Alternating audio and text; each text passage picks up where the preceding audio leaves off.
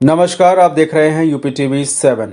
आज झांसी पहुंचे समाजवादी पार्टी के अध्यक्ष और पूर्व मुख्यमंत्री अखिलेश यादव ने बीजेपी पर जमकर निशाना साधा। अखिलेश यादव ने भाषण देते हुए कहा कि पहले चरण में समाजवादी पार्टी को मिली अपार सफलता की वजह से मुख्यमंत्री के चेहरे पर 12 बजे हुए हैं। अखिलेश यादव ने कहा कि बीजेपी जाति गणना से डरती है। समाजवादी पार्टी आने के बाद 3 महीने में जाति गणना कराएंगे। अखिलेश यादव ने अपने भाषण में यह भी कहा कि बाबा जी गर्मी निकालना चाहते हैं, लेकिन हम भर्ती निकालेंगे। फिलहाल आप सुरक्षित रहिए और जुड़े रहिए यूपी टीवी 7 से। नमस्कार। समाजवादी पार्टी जिंदाबाद, जिंदाबाद। अखिलेश यादव जिंदाबाद, जिंदाबाद, जिंदाबाद। समाजवादी पार्टी जिंदाबाद, जिंदाबाद। जो लोग खबर रखते होंगे और सूचनाओं को,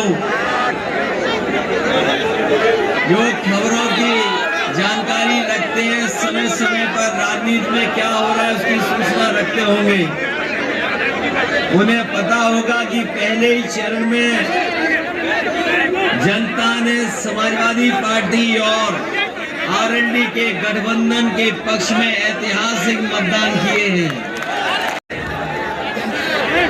हमेशा समाजवादियों का साथ दिया, लेकिन इधर जब से लोकसभा विधानसभा के चुनाव हुए हैं, जो समर्थन मिलना चाहिए था वो समर्थन नहीं मिला है।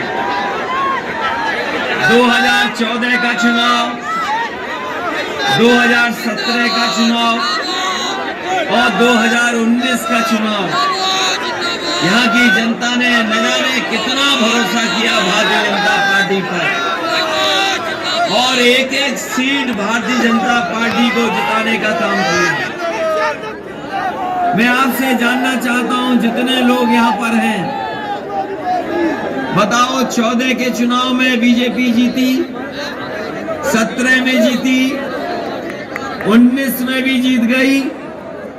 बताओ बुंदेलखंड की जनता को मिला क्या है? को माफ करोगे क्या? जिन्होंने 750 से ज्यादा किसानों की जान ले ली हो, बताओ उन्हें माफ करोगे क्या? इसलिए हम आपसे विशेष निवेदन और अपील करने आए हैं।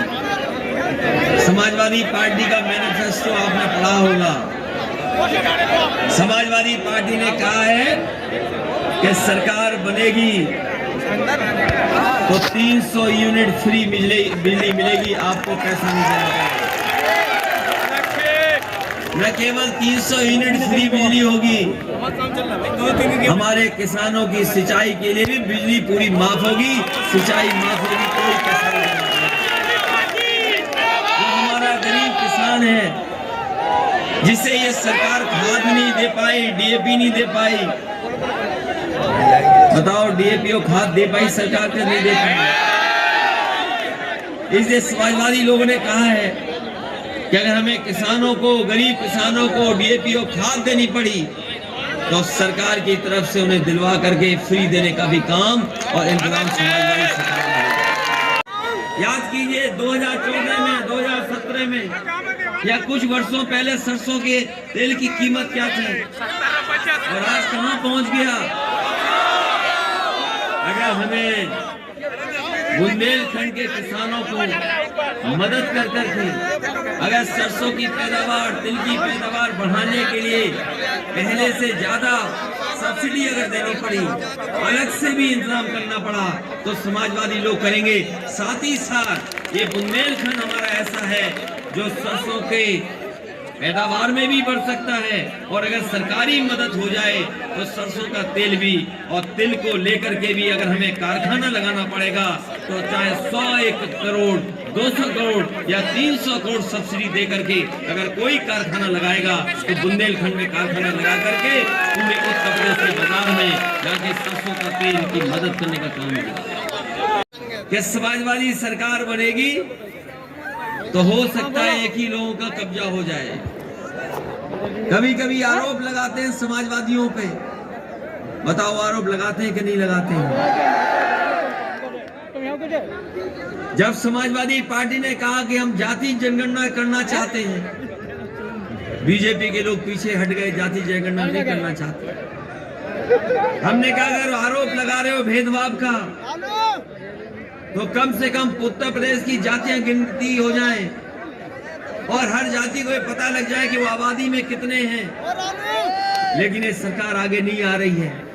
इसलिए बुंदेलखंड के लोगों को मैं भरोसा दिला के जा रहा हूं कि आज टेक्नोलॉजी है, आज ऐसा इंतजाम है, आज अगर हम चाहेंगे तो कम समय में जाति जनगणना हो सकती है। इसलिए समाजवादी सरकार बनेगी, 3 महीने के अंदर सभी जाति जनगणना करा करके कम से कम जिसकी जितनी आबादी है उसके साथ उसको भागीदार देने का काम भी समाजवादी सरकार ने। समाजवादी पार्टी जिंदाबाद, अखिलेश यादव जिंदाबाद। लोकतंत्र बचाओगे कि नहीं बचाओगे? संविधान बचाओगे कि नहीं बचाओगे?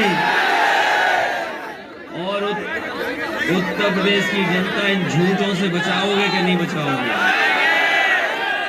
अगर इनके भाषण सुनो तो इनके छोटे नेता छोटा झूठ बोल रहे हैं और जो बड़े नेता हैं बड़ा झूठ बोल रहे हैं और जो सबसे बड़े नेता हैं वो सबसे बड़ा झूठ बोल रहे हैं।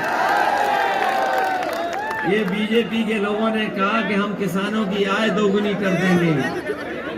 यहाँ पर बड़ी संख्या में किसान भाई और उनके परिवार के लोग हैं। बताओ किसान भाइयों, किस फसल की आपको कीमत मिल गई? किस पैदावार में आय दोगुनी हो गई?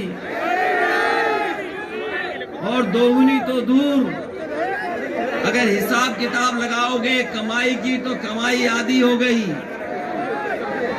और न केवल कमाई आधी हुई है, इस महंगाई ने और भ्रष्टाचार ने उत्तर प्रदेश के गरीबों को और किसानों को और व्यापारियों को बर्बाद कर दिया। हमारे नौजवानों बताओ कितने लोगों को रोजगार और नौकरी मिल गई? झांसी में विज्ञापन नहीं है। ये जो विज्ञापन लगे हुए हैं झूठे झूठे विज्ञापनों के, ये झांसी में नहीं लगाया, ललितपुर में नहीं विज्ञापन है, जालौर में नहीं विज्ञापन है, लेकिन दिल्ली और मुंबई में विज्ञापन सरकार दे रही है कि लाखों लाख नौजवानों को रोजगार दे दिया, लाखों लाखों को नौकरी दे दी। बड़ी बड़ी तस्वीरें लगा करके, होर्डिंग लगा करके बता रहे कि लाखों नौजवानों को रोजगार नौकरी दे दी, भरपूर समर्थन दिया। लेकिन बताओ बुंदेलखंड को क्या मिला है? बताओ झांसी में क्या मिला? ललितपुर में क्या दे गए भारतीय जनता पार्टी के लोग? जालौन के भी लोग हैं, बताओ जालौन के लोगों को क्या मिला आपको?